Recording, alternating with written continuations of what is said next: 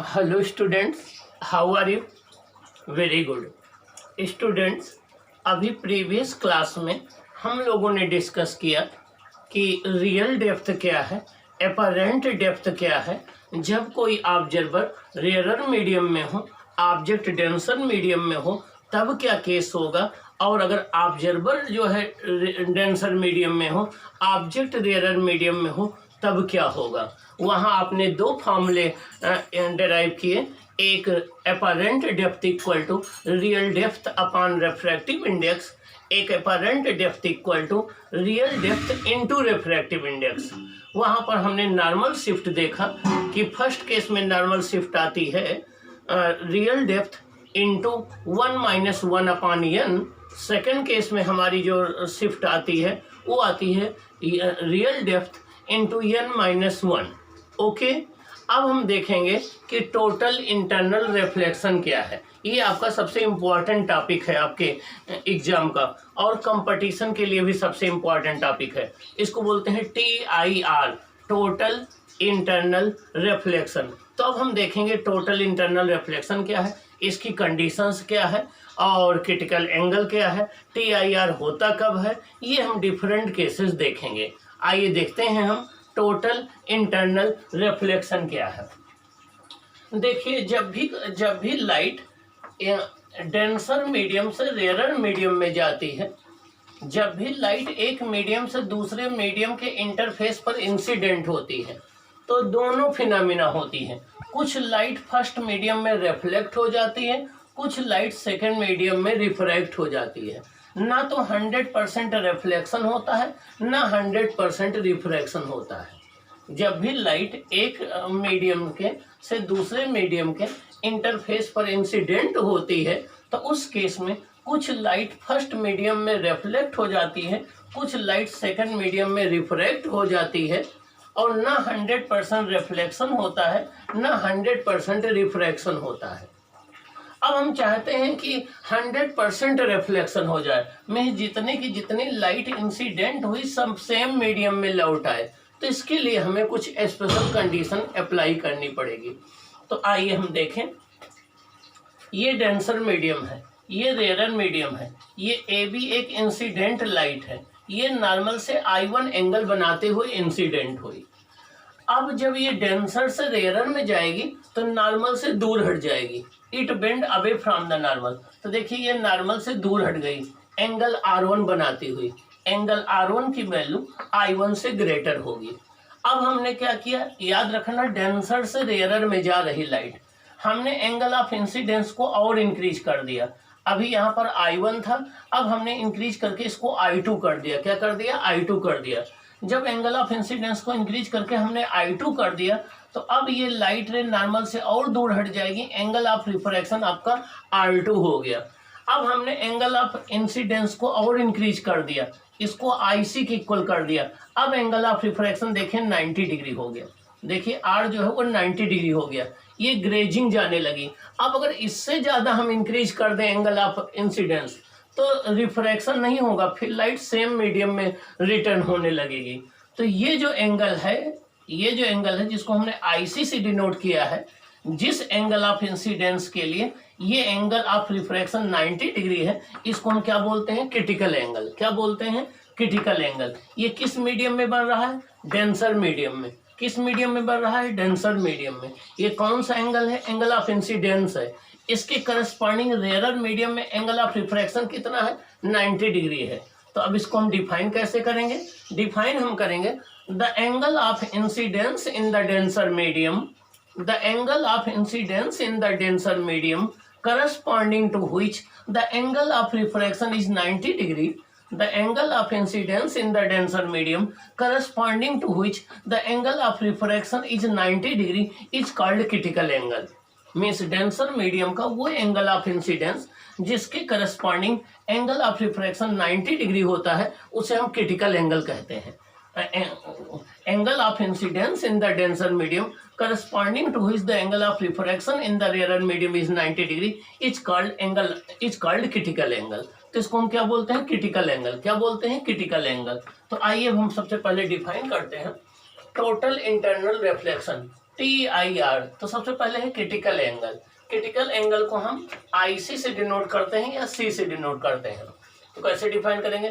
The angle of incidence in the denser medium corresponding to which the angle of refraction is 90 degree is called critical angle. Means denser medium का वो angle of incidence जिसके corresponding angle of refraction rare medium में 90 degree होता है, उसे हम क्या बोलते हैं? Critical angle. क्या बोलते हैं? Critical angle. The angle of incidence in the denser medium corresponding to which the angle of refraction is 90 degree is called critical angle.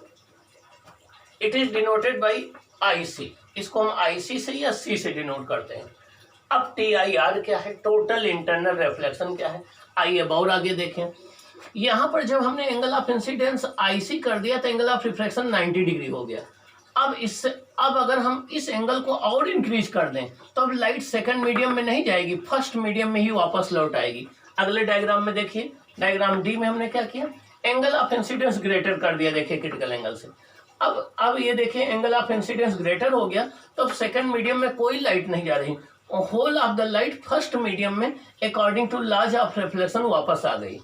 Means जब हमने एंगल ऑफ इंसिडेंस को क्रिटिकल एंगल से greater कर दिया तो सेकंड मीडियम में कोई light रे न जा करके whole of the light energy first medium में according to laws of reflection return हो जाती है। इसी को हम क्या बोलते हैं? TIR। क्या बोलते हैं? TIR, total internal reflection. तो कैसे डिफाइन करेंगे? When the angle of incidence, when light incident at the interface of denser to rarer medium, when light incident at the interface of rarer to denser medium, interface कहते हैं boundary को, ये M1 M2 क्या है? Boundary है। When the light incident at the interface of denser to rarer medium at an angle greater than critical angle, whole of the light energy returns into the same medium according to laws of reflection। जब light energy denser medium से rare medium के interface पर critical angle से greater पर incident होती है तो whole of the light energy same medium में according to laws of reflection return हो जाती है। इसी को हम बोलते हैं TIR। क्या बोलते हैं? TIR। ओके, तो आप कैसे डिफाइन करेंगे? देखिए, when light incident at the interface of denser to rarer medium at an angle greater than critical angle, जब लाइट डेंसर मीडियम से रेयर मीडियम के इंटरफेस पर क्रिटिकल एंगल से ग्रेटर एंगल पर इंसिडेंट होती है, whole of the light energy, total की total light energy returns in the same medium according to the laws of reflection. Whole of the light energy returns in the same medium according to the laws of reflection. पूरी की पूरी light energy same medium में according to laws of reflection return हो जाती है। This is called total internal reflection. इसी को हम क्या बोलते हैं? Total internal reflection. तो जब भी लाइट डेंसर मीडियम से रेयर मीडियम के इंटरफेस पर क्रिटिकल एंगल से ग्रेटर एंगल पर इंसिडेंट होती है तो whole of the light energy same medium में रिटर्न हो जाती है, सेकंड मीडियम में कोई भी लाइट नहीं जाती है। इसी फिनोमेना को हम क्या बोलते हैं? TIR। क्या बोलते हैं? TIR। इसका बेनिफिट ये होता है कि अगर 100 जूल लाइट एनर्जी इंसिडेंट हुई तो 100 जूल फर्स्ट मीडियम में रिटर्न हो जाती है और इमेज सबसे ब्राइटेस्ट बनता है, सेकंड मीडियम में कोई भी लाइट नहीं जाती। ओके, आइए देखें, एक्सप्लेन करें। ये फर्स्ट डायग्राम है, ये रेयर मीडियम है, ये डेंसर मीडियम है, ये I1 एंगल पर लाइट एनर्जी इंसिडेंट हुई। अब इस केस में कुछ लाइट एनर्जी रिफ्लेक्ट भी हो रही होगी, कुछ रिफ्रैक्ट भी हो रही होगी, दोनों चीज हो रही होगी। अब हमने एंगल ऑफ इंसिडेंस को इंक्रीज कर दिया तो अब ये लाइट एनर्जी नॉर्मल से और दूर हट गई। अब भी कुछ रिफ्लेक्शन हो रहा होगा, कुछ रिफ्रैक्शन हो रहा होगा। अब यहाँ पर इस एंगल को हमने IC की इक्वल कर दिया, अब एंगल ऑफ रिफ्रैक्शन 90 डिग्री हो गया। इस केस में ये एंगल आपका क्रिटिकल एंगल हो गया, ये एंगल आपका क्रिटिकल एंगल हो गया। अब अगर हम एंगल ऑफ इंसिडेंस को क्रिटिकल एंगल से इंक्रीज कर दें तो देखें एंगल ऑफ इंसिडेंस को हमने क्रिटिकल एंगल से इंक्रीज कर दिया। अब सेकंड मीडियम में कोई भी लाइट एनर्जी नहीं जाएगी, फर्स्ट मीडियम में रिटर्न हो आएगी according to laws of reflection. हम कहेंगे अब TIR हो रहा है। क्या हो रहा है? TIR हो रहा है। तो जब भी लाइट एनर्जी डेंसर और रेयर मीडियम के इंटरफेस पर क्रिटिकल एंगल से ग्रेटर एंगल पर इंसिडेंट होती है तो whole of the light energy same medium में according to laws of reflection return हो जाती है। इसी फिनोमेना को हम TIR या टोटल इंटरनल रिफ्लेक्शन कहते हैं। आइए देखें एसेंशियल कंडीशन क्या है TIR होने की शर्त क्या है, कब TIR होगा। तो देखिए लाइट कहाँ से कहाँ गई है, डेंसर से रेयर मीडियम में। तो पहली कंडीशन ये है कि लाइट डेंसर मीडियम से रेयर मीडियम में जाना चाहिए, मीन्स इसका रेफ्रेक्टिव इंडेक्स ज्यादा होना चाहिए, इसका रेफ्रेक्टिव इंडेक्स कम होना चाहिए। तो पहले light must enter from denser medium to rare medium, light का डेंसर मीडियम से रेयर मीडियम पर इंसिडेंट होना मस्ट है। सेकेंड है angle of incidence should be greater than critical angle, angle of incidence critical angle से greater होना चाहिए, means I should be greater than IC। तो दो एसेंशियल कंडीशन है, लाइट का डेंसर मीडियम से रेयर मीडियम में जाना चाहिए, angle of incidence critical angle से ग्रेटर होना चाहिए, तब TIR होगा। Okay, relation between refractive index and critical angle. अब हम देखेंगे कि क्रिटिकल एंगल और रेफ्रेक्टिव इंडेक्स में रिलेशन क्या है। फ्रॉम द फिगर C, देखिए फिगर C ये है, यहाँ पर स्नेल यूज करेंगे तो इस मीडियम का रेफ्रेक्टिव इंडेक्स इंटू इस मीडियम का sine IC equal to second medium का refractive index into second medium का साइन R। तो sine IC upon sine R equal to A upon ND हो जाएगा। Sine IC upon sine R कितना है 90 degree, तो हो जाएगा साइन 90, और एयर का रेफ्रेक्टिव इंडेक्स 1 होता है, upon denser medium refractive index हमने n ले लिया, तो sine IC equal to 1 upon n हो जाएगा।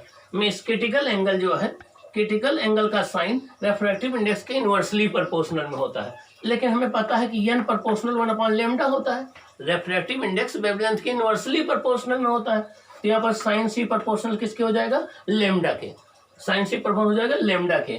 तो रेड कलर के लिए क्रिटिकल एंगल सबसे मैक्सिमम होगा, वायलेट कलर के लिए सबसे मिनिमम होगा। अब हमें पता है कि n इक्वल टू होता है V अपॉन C, जहाँ V जो है वो स्पीड है लाइट की किसी मीडियम में, तो यहाँ से साइन IC क्या हो जाएगा V अपॉन C, तो V क्या इक्वल टू क्या हो जाएगा C sine IC, V equal to क्या हो जाएगा C साइन IC।